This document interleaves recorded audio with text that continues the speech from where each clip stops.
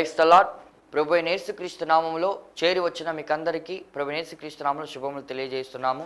ఈ దినము వాక్య పరిచర్య నిమిత్తము ఏర్పాటు చేయబడిన లేఖన భాగము యోహాను సువార్త 1వ అధ్యాయము 30వ వచనం.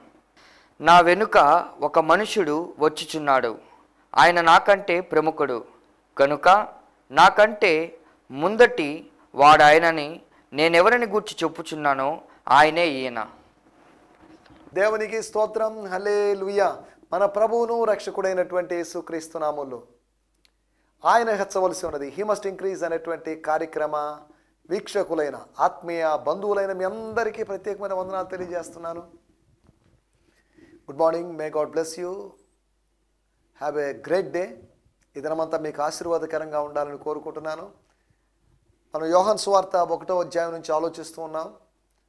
దానిలో వచ్చి దేవుడు మనకు వేరువేరు తలంపులు అనుగ్రహిస్తూ ఉన్నాడు. ప్రభు కృపను బట్టి ఈ 1వ అధ్యాయం నుంచి ఇప్పటి వరకు ఒక 90 సందేశాల వరకు మనం వినడం జరిగింది. మనం ధ్యానిస్తూ ఉన్నాం. ధ్యానించుకుంటూ ఆ ధ్యానంలో మనకు దొరికేటువంటి విషయాల్ని, అయితే నేను ధ్యానిస్తున్నప్పుడు దేవుడు నాకు అందించినటువంటి విషయాల్ని మీకు అందిస్తున్నాను అంతవరకే. కాబట్టి మనం దేవుని వాక్యాన్ని బాగా శ్రద్ధగా ధ్యానించాలి. నేను గత దినాల్లో చెప్పినట్లుగా కొత్త నిబంధనని 260 అధ్యాయాలు ఉన్నట్టు కొత్త నిబంధనని ప్రతి 3 నెలలకు ఒకసారి 4 నెలలకు ఒకసారి కంప్లీట్ చేసేటువంటి, పూర్తి చేసేటువంటి ఒక ప్రణాళిక మీరు కలిగి ఉండాలి. దేవుని వాక్యాన్ని బాగా చదవాల్సినటువంటి అవసరం ఉంది. ఎందుకంటే ఈరోజులో ఎక్కడ చూసినా దుర్బోధలు విస్తారంగా ఉన్నాయి.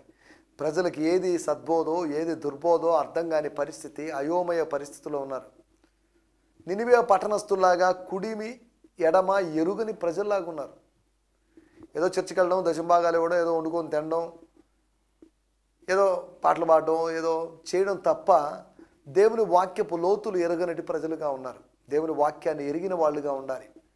ఎందుకంటే దేవుని వాక్యంలో రాయబడింది హోషేయ గ్రంథము 4వ అధ్యాయంలో, జనులు ధర్మశాస్త్రాన్ని ఎరుగకపోవడం వల్ల నశించిపోతున్నారట. ఒకటి. రెండోది యెషయా గ్రంథం 5వ అధ్యాయంలో రాయబడింది, ధర్మశాస్త్రాన్ని ఎరుగకపోవడం వల్ల నా జనులు చెరపట్టబడుచున్నారు అని ప్రవక్త అన్నాడు. అనగా ఒకటి చెరపట్టబడ్డమైనా, చనిపోవడమైనా, లేకపోతే నశించిపోవడమైనా లేఖన ధ్యానములు చేయకపోతే, లేఖన అధ్యయనం చేయకపోతే, లేఖనాన్ని నేర్చుకోకపోతే జరుగుతుంది. కనుక బిబ్లికల్ ఇల్లిటరసీ వలన, లేఖన సంబంధమైనటువంటి నిరక్షరాస్యత వలన మనం ఎంత ఆత్మీయ పతనానికి, నాశనానికి గురవుతున్నామో అర్థం చేసుకోవాలి. కాబట్టి దేవుని వాక్యాన్ని చక్కగా ఎరిగిన వాళ్ళుగా ఉండాలి అనేటువంటి విషయాలు చెప్పడానికి నేను ఇవన్నీ చెప్తున్నాను. రండి మనం దేవుని వాక్యాన్ని ధ్యానించుకుందాం. గత ఎపిసోడ్లో యేసు యొక్క గొప్పతనాన్ని గురించి ఆలోచించాం. అనగా యోహాను కన్నా యేసు గొప్పవాడు. ఒకటి, సేవను బట్టి ఆయన వెలుగై ఉండెను, ఈయన వెలుగును గురించి, యోహాను వెలుగును గురించి సాక్షి అయి ఉండెను. ఒకటి సేవను బట్టి. రెండవది స్థాయిని బట్టి. వాళ్ళ యొక్క రేంజ్, లేకపోతే వాళ్ళ యొక్క స్థాయిలు వేరు వేరు విధంగా ఉన్నాయి. ఎవరో ఏర్పరిచిన స్థాయి కాదు, కానీ యోహాను గుర్తించాడు, ఆయన చెప్పులు వారు విప్పడానికి కూడా నేను యోగ్యుని కాదు. I'm not worthy to unlace or untie the laces of his shoes or sandals అని చెప్పడాన్ని మనం చూస్తున్నాం. మూడవదిగా యోహాను యొక్క జీవితం, లేకపోతే యోహాను యొక్క పరిచర్య కానీ ఇంకేదైనా కానివ్వండి, యోహాను కన్నా జీసస్ ఇస్ బెటర్. ఇద్దరూ షార్ట్ మినిస్ట్రీ, అనగా చాలా హస్వకాలపు షార్ట్ మినిస్ట్రీ మనం చేశారు. కానీ వాళ్ళు ఆ పరిచర్య మాత్రం, వాళ్ళ యొక్క ప్రభావాలు, ఆ పరిచర్య యొక్క ఇన్ఫ్లుయెన్స్, గ్రోత్ ఇన్ఫ్లుయెన్స్, అనగా ఒకటి అభివృద్ధి, సేవాభివృద్ధి విషయంలో తేడా ఉంది.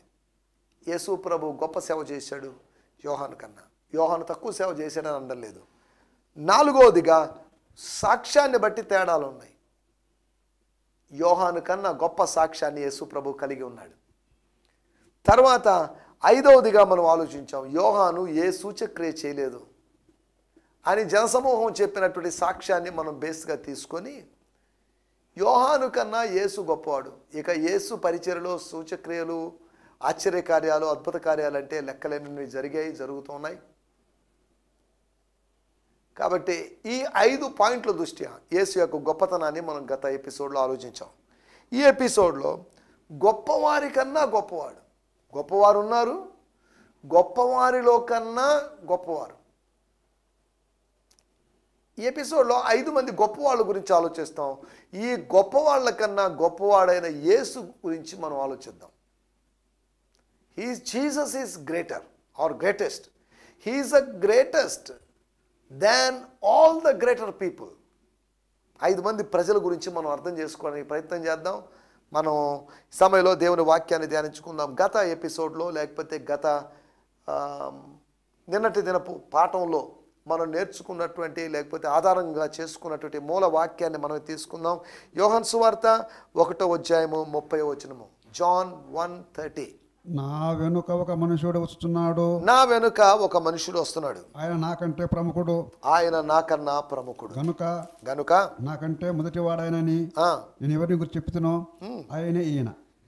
He is the one I have been saying will come after me, who existed long before me and is much greater than I am. He is much greater than I am.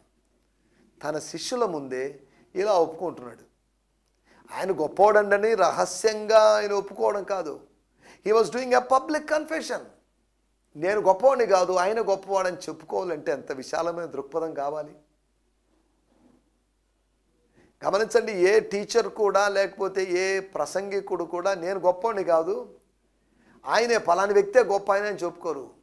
ఒక ప్రసంగికుడు మరొక ప్రసంగికుడు అందరిలో తప్పులు పడతాడు. కానీ యోహాను నేను గొప్పవాడిని కాదు, నేను కూడా గొప్పవాడిని కావాలని ప్రయత్నం పడుతున్నాను అని అనలేదు. యేసు గొప్పవాడు. దేవునికి స్తోత్రం, హల్లెలూయా. ఏదేమన్నప్పటికీ 5 ఉదాహరణలు మీకు త్వరగా జ్ఞాపకం చేయాలని ఆశిస్తున్నాను. మొట్టమొదటి మాట మనం గత ఎపిసోడ్లో ఆలోచించిన మాటే, యోహాను కన్నా ఆయన గొప్పవాడు. He is greater than John the Baptist. కారణం ఏంటంటే యోహాను నీళ్లలో బాప్తిజం ఇచ్చాడు, యేసు ప్రభు పరిశుద్ధాత్మలో బాప్తిజం ఇస్తాడు అంటే ఎక్కడిచ్చాడు అని మీరు అడుగుతారేమో. యోహాను సువార్త 4:1 మనం గమనిస్తే పరిశుద్ధాత్మలో బాప్తిజమే కాదు, ఆయన నీళ్లలో కూడా బాప్తిజం ఇచ్చాడు అనే విషయాన్ని అర్థం చేసుకోగలం. ఆయన నీళ్లలోనూ పరిశుద్ధాత్మలోను అగ్నిలోనూ బాప్తిజం ఇవ్వగలడు. అనగా ఈ 3 బాప్తిజాలే కాకుండా శ్రమల గుండా ఆయన మనల్ని నడిపించగలడు. శ్రమల గుండా మనల్ని నడిపించి మనకు శ్రమలను అనుమతించి శ్రమలు మన మీద జలముల వలె పొంగి పొర్లేటట్టు పారేటట్టు చేయగలడు. ఎందుకంటే ఆయన కూడా శ్రమల జలముల్లో వెళ్ళాడు. జలముల్లో గుండా వెళుతున్నప్పుడు అవి నిన్ను ముంచజాలవు, లేకపోతే అగ్నిలోంచి వెళ్ళినా కానీ అవి నిన్ను కాల్చజాలవు అని పాత నిబంధనలో వాగ్దానాన్ని మనం గుర్తు చేసుకోవాలి. దేవుని స్తోత్రం, హల్లెలూయా. సమయంలో కనుక మనం ఆలోచించిన మాట ఒకటి, ఆయన అనగా యేసు ప్రభు, అభిషక్తుడు మెస్సియా అయినటువంటి యేసు ప్రభు, జీసస్ క్రైస్ట్ అని చెప్పబడినటువంటి యేసు యోహాను కన్నా గొప్పవాడు అనడంలో ఎటువంటి సందేహం లేదు. రెండో విషయాన్ని నేను మీకు జ్ఞాపకం చేస్తాను. 1:17. యోహాను సువార్త 1:17. స్తోత్రం స్తోత్రం స్తోత్రం. ధర్మశాస్త్రము మోషే ద్వారా అనుగ్రహింపబడెను, కృపయు సత్యమును యేసుక్రీస్తు ద్వారా కలిగెను. You see, Moses gave us rules to live by, but Jesus anointed offer us gifts of grace and truth. అనగా Moses has given basic laws. ప్రాథమికమైనటువంటి నియమాలని సూత్రాలని చెప్పాడు. కానీ నియమావళిని లేకపోతే నిబంధనను యేసు ప్రభు తెచ్చాడు అన్నట్టుగా కొన్ని తర్జుమాల్లో రాయబడింది. అంటే దీని అర్థం ఏంటంటే మోషేకి యేసు ప్రభువుకు ఉన్నటువంటి తేడా, వాళ్ళిద్దరి మధ్యలో పోలికలు ఏంటండి, తేడాలు ఏంటండి? మోషే ఒక కాలపు వాడు, యేసు ప్రభు వేరొక కాలపు వాడు. వీళ్ళిద్దరి మధ్యలో వీళ్ళిద్దరిని కంపేర్ చేయడం అంత కరెక్ట్ కాదు కదా అంటారేమో. నేను కంపేర్ చేసింది కాదు. ఇక్కడ రాయబడిన మాట మోషేను గురించి చెప్పి వెంటనే యేసుని గురించి చెప్పబడింది. హెబ్రీయులకు రాసిన పత్రిక 3:1 కూడా మోషే గురించి చెప్పబడింది, యేసును గురించి చెప్పబడింది. మోషేను గురించి చెప్పబడినప్పుడు యేసుని గురించి కూడా చెప్పబడ్డాన్ని మనం చూస్తున్నాం. అనగా వాళ్ళిద్దరూ సమానమని కాదు, వాళ్ళిద్దరిని గురించినటువంటి ప్రస్తావనలు ఎక్కడ వచ్చినా కానీ యేసు గొప్పవాడు అని చెప్పబడింది. హెబ్రీయులకు రాసిన పత్రిక 11వ అధ్యాయంలో మోషేను గురించి రాయబడింది. 11వ అధ్యాయం 27వ వచనంలో అతడు విశ్వాసమును బట్టి అదృష్టుడైన వాడిని చూసినట్లుగా స్థిరబుద్ధి గలవాడై చూశాడు అన్నట్టుగా అక్కడ రాయబడింది. కానీ 12వ అధ్యాయం 1వ భాగంలో లేకపోతే 11, 12 అధ్యాయాలు కలిసి ఉన్నట్లుగా మనం అనుకుంటే ఈ 40 వచనాల తర్వాత హెబ్రీ పత్రిక 11వ అధ్యాయం 40 వచనాల తర్వాత యేసును గురించిన ప్రస్తావన కనిపిస్తుంది. చూడండి, అనగా యేసు గొప్పవాడు, విశ్వాస వీరుల కన్నా గొప్పవాడు. అలాగైతే విశ్వాస వీరులలో ఒకడుగా చెప్పబడినటువంటి మోషే కన్నా యేసు గొప్పవాడు. మోషే దాసుడై ఉన్నాడు, యేసు కుమారుడై ఉన్నాడు. మనకు సాధారణంగా తెలిసిన విషయం, దాసుడు ఒకవేళ టాలెంటెడ్ అయిండొచ్చు, కానీ దాసుడు వారసుడు కాడు కనుక దాసుడు కాదు, కుమారుడే గొప్పవాడుగా ఎంచబడతాడు. రేపు ఏదైనా బాధ్యతలు, ఇంటి బాధ్యతలు, తాళాలు, లేకపోతే ఏమైనా పేపర్స్ రాసి సైన్ పెట్టాలంటే కుమారుడు పెట్టాల్సిందే కానీ దాసునికి ఎటువంటి బంధం లేదు. దాసుడు అనేక సంవత్సరాలుగా ఇంట్లో కూడా ఉండొచ్చు, అయినప్పటికీ కూడా కుమారునిదే ప్రాముఖ్యత. Importance or priority would be given to the son. దాసుడు ఎల్లప్పుడూ ఇంట్లో ఉండడు, కానీ కుమారుడు ఎల్లప్పుడూ ఉంటాడు. దేవుని స్తోత్రం. సరే, మనం ఏదేమైనప్పటికీ మనం ఆలోచిస్తున్నటువంటి రెండో విషయం, ఒకటి ఆయన యోహాను కన్నా గొప్పవాడు, రెండోది ఆయన మోషే కన్నా గొప్పవాడు. అందుకనే పాట కూడా ఉంటుంది, మోషే కన్నా గొప్పవాడు అన్ని మోసముల నుండి విడిపించునని. కాబట్టి సాగిలపడి మొక్కుదుము అనే భక్తుడు చక్కగా పాట రాశాడు, మోషే కన్నా గొప్పవాడు. దేవుని స్తోత్రం, హల్లెలూయా. ఒకటి ఆయన యోహాను కన్నా గొప్పవాడు, రెండోది మోషే కన్నా గొప్పవాడు. మూడో విషయాన్ని మీకు జ్ఞాపకం చేస్తాను, యోహాను సువార్త 1వ అధ్యాయము 21వ వచనము, John 1:21. స్తోత్రం స్తోత్రం స్తోత్రం. కాగా వారు మరి నీవెవరవు, నీవు ఏలియావా అడగగా అతడు కానను, నీవు ఆ ప్రవక్తవని అడగగా కానని ఉత్తరం ఇచ్చాను. కాబట్టి వారు నీవెవరవు, మమ్మ పంపిన వారికి మేము ఉత్తరం ఇవ్వలను గనక I am not the anointed one, if that is what you are asking. Religious leaders, your words sound familiar. He is like a prophet. Is that how we should address you? Are you a prophet Elijah? John the Baptist చెప్తున్న విషయం, no, I am not Elijah. స్తోత్రం. నేను ఏలియాను కాను అని చెప్పాడు. ఇప్పుడు ఏలియా వేరు, యోహాను వేరు. అనగా యోహానే ఏలియా అని అనుకుంటున్నారు. మీరు విశ్వసించినట్లయితే, మీరు నమ్మినట్లయితే రాబో ఏలియా ఇతడే అని యేసు ప్రభు స్వయంగా చెప్పాడు. రూపాంతరం కొండ మీద మోషే ఏలియాలు కనిపించారు. మోషే కన్నా గొప్పవాడని యేసు అక్కడ ఉన్నాడు. ముగ్గురున్నారు, ముగ్గురు గొప్ప కాదు. మోషే ఉన్నాడు, మోషే కన్నా ఏలియా గొప్ప అని నేను అనలేదు. మోషే ఏలియాలు సమానమైతే వాళ్ళిద్దరికన్నా గొప్పవాడైన యేసు రూపాంతరం కొండ మీద ఉన్నాడు. యేసు అందరికన్నా గొప్పవాడు. తర్వాత స్థాయిలో ఉన్నవాళ్ళు మోషే ఏలియాలు, తర్వాత స్థాయిలో పేతురు, యోహాను, యాకోబులు అనుకోవచ్చు. దేవుని స్తోత్రం. మూడో విషయాన్ని మనం ఆలోచిస్తున్నాం, ఆయన ఏలియా కన్నా గొప్పవాడు. యేసు ఏలియా కన్నా ఎలా గొప్పవాడు అవుతాడు? యోహాను కన్నా ఏలియా గొప్పవాడు. యోహాను చెప్పలేదు ఏలియా నాకన్నా గొప్పవాడు అనలేదు. నేను ఏలియాని కాను అని చెప్పాడు, గొప్ప తక్కువ అనే చెప్పలేదు. కానీ మనం గమనించినట్లయితే యేసు జీవితాన్ని, మొదటి రాజుల గ్రంథం 17, 18, 19 అధ్యాయాల నుండి ఏలియా జీవితాన్ని పోల్చి చూసినప్పుడు, ఈ రెండు జీవితాల మధ్యలో, ఈ ఇద్దరు వ్యక్తుల జీవితాల మధ్యలో పోలికలు చూసినప్పుడు, ఒక స్త్రీ మాటకు భయపడి పారిపోయిన వాడు ఏలియా, మరణాపేక్ష కలిగిన వాడు ఏలియా. కానీ యేసు అటువంటి వాడు కాదు. ఏ స్త్రీ ఆయన్ని బెదిరించలేదు. యెజబేలు ఆత్మ కలిగినటువంటి ఏ స్త్రీ కానీ ఆయన్ని బెదిరించలేకపోయింది. అది నాలో యెజబేలు ఆత్మ కలిగిన వాళ్ళు ఉన్నారు మొదటి శతాబ్దంలో అనేటువంటి మాటను మనం ప్రకటన గ్రంథము 2వ అధ్యాయం ఆధారంగా తొయతేరలోని ఆ సంఘానికి రాసిన ఉత్తరం ద్వారా అర్థం చేసుకోవచ్చు. 450 మంది ప్రవక్తలను ఆయన చంపలేదు కదా. ఏలియా చంపాడు, యేసు చంపలేదు కదా. కాబట్టి ఏలియా గొప్పవాడు అనేటువంటి వాదానికి అందులో ఎటువంటి వాస్తవం లేదు. 450 మందిని చంపాడు, కానీ ఆయన చంపగలిగాడు, యేసు బతికించగలిగాడు. చూడండి, ఏలియా ఒక వ్యక్తిని మాత్రమే బతికించాడు, కానీ ఏలియా కన్నా గొప్పవాడైన యేసు ముగ్గురిని బతికించాడు.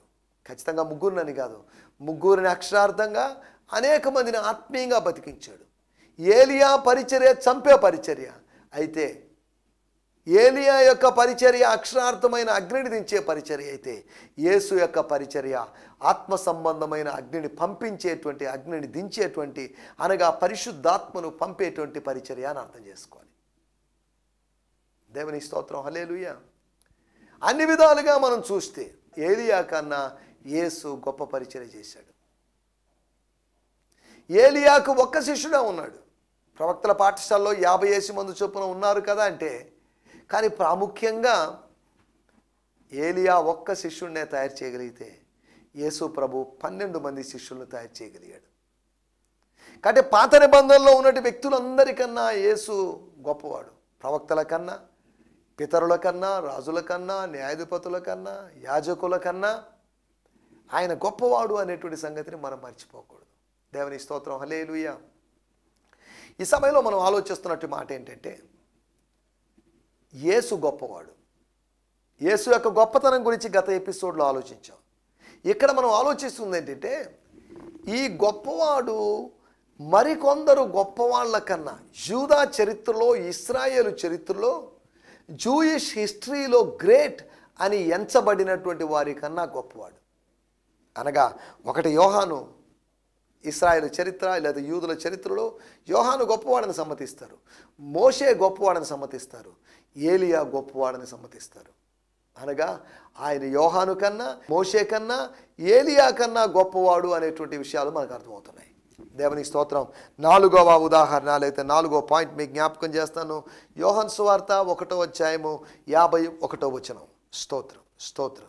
యోహాను సువార్త 1వ అధ్యాయము 51వ వచనం. మరియు ఆయన మీరు ఆకాశము తెరవబట్టయు, మీరు ఆకాశము తెరవబట్టయు, దేవుని దూతలు కుమారుని పైగా ఎక్కుటయును దిగుటయును చూతురని, ఎక్కుటయు దిగుటయు చూచుదరని మీతో నిశ్చయముగా చెప్పుచున్నాను. నేను మీతో నిశ్చయముగా చెప్పుచున్నాను. I tell you the truth, before our journey is complete, you will see the heavens standing open.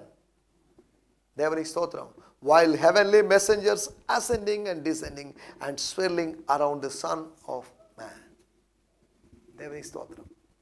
ఏంటిది?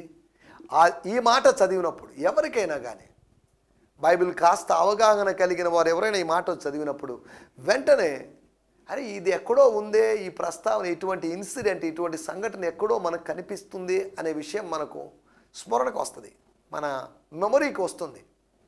అంటే ఆదికాండము 28వ అధ్యాయములో యాకోబు యొక్క స్టోరీ మనకు సాధారణంగా గుర్తొస్తుంది. పద్దనారాము నుంచి తన తండ్రిను, తన సహోదరుని మోసం చేసి తల్లి సూచన మేరకు, తల్లి సలహా మేరకు ఆమె అన్నగారైనటువంటి సహోదరుడైనటువంటి లాబాను దగ్గరికి వెళ్ళిపోతున్నటువంటి యాకోబుకు కలిగినటువంటి అనుభవం, దర్శనం.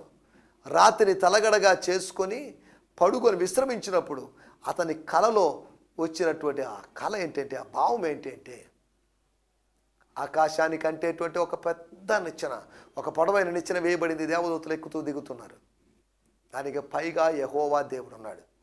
ఇంచుమించు ఇటువంటి దర్శనమే. బైబిల్లో ఎన్నో ఇతర దర్శనాలు ఉన్నప్పటికీ కూడా యేసు ప్రభు ఈ దర్శనాన్ని గురించే ప్రస్తావిస్తున్నాడు.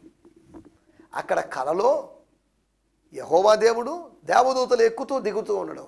కానీ ఇక్కడ ఈ కలలో, అనగా ప్రజలు చూడబోయే కలలో, అనగా కొత్తగా ఏర్పాటు చేయబడిన, ఎన్నుకోబడిన శిష్యులు చూడబోయేటువంటి కలలో ఒక నిచ్చెన అని కాదు కానీ ఎక్కుతూ దిగుతూ ఉన్నారు. అంటే ఎలా ఎక్కుతూ దిగుతున్నారు? మనుష్య కుమారునికి పైగా ఎక్కుతూ దిగుతున్నారు, మనుష్య కుమారుని చుట్టే తిరుగుతూ ఉన్నారు. అలనాడు అక్కడ దేవదూతలు యెహోవా దేవుణ్ణి అంటిపెట్టుకొని తిరిగినట్లుగా దేవదూతలు మనుష్య కుమారుని అంటుపెట్టుకొని తిరుగుతారు. ఇక్కడ నిచ్చెన అనే ప్రస్తావన లేదు, కానీ నిచ్చెన లేకపోతే ఎలా ఎక్కుతారు దిగుతారు అని ప్రశ్నించవద్దు. కారణం ఏంటంటే ఆత్మజీవులకి నిచ్చెన యొక్క అవసరత లేదు, మెట్ల యొక్క అవసరత లేదు. వాళ్ళు ఎలాగైనా ఎక్కగలరు, ఎలాగైనా దిగ్గలరు. వాళ్ళు మనలాగా శరీరం కలిగిన వాళ్ళు కాదు. శరీరం కలిగిన వాళ్ళకి నిచ్చెనలు కావాలి, మెట్లు కావాలి, లిఫ్ట్లు కావాలి.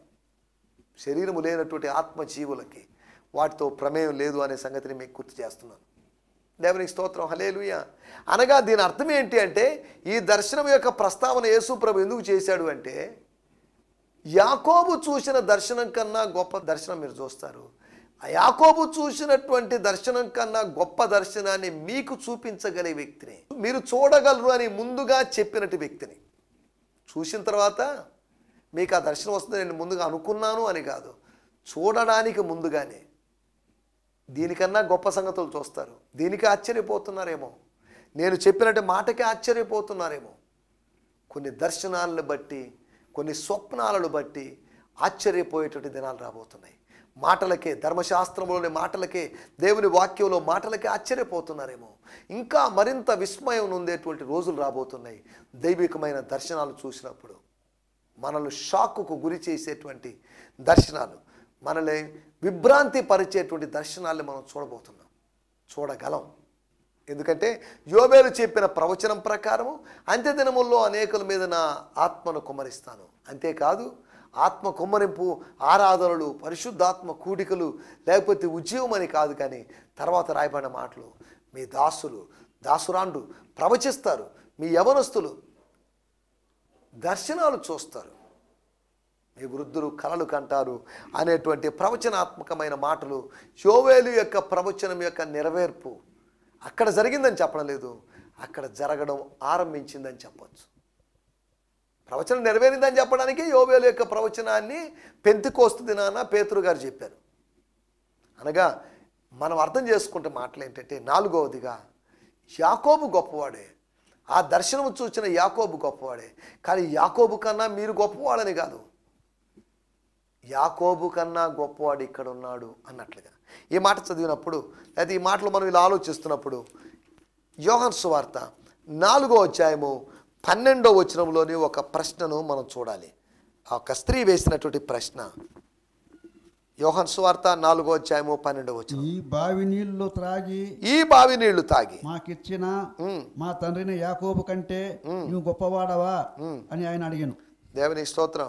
Are you claiming superiority to our father Jacob, who labored long and hard to dig to maintain this well so that he could share clean water with his sons, grandchildren and cattle? అయ్యా, నువ్వేదో యాకోబు కన్నా గొప్పతనాన్ని ఆరోపించుకుంటున్నావా? మా తండ్రి అయిన యాకోబు కన్నా గొప్పతనాన్ని ఆరోపించుకుంటున్నావా? ఆయన ఎంతో కష్టపడి ఈ బావిని తువ్వి ఈ నీళ్లను మా కొరకు ఇలా ఇచ్చాడే, స్వచ్ఛమైనటువంటి నీటిని ఆయన కుమారులు, ఆయన మనవళ్ళు, ఆయన పశు సంపద అంతా తాగిందే. కానీ ఇప్పుడు చెప్పు, నువ్వు ఆయనకన్నా గొప్పవాడివా అని సమరయ స్త్రీ అడుగుతున్న ప్రశ్నను మనం చూస్తున్నాం.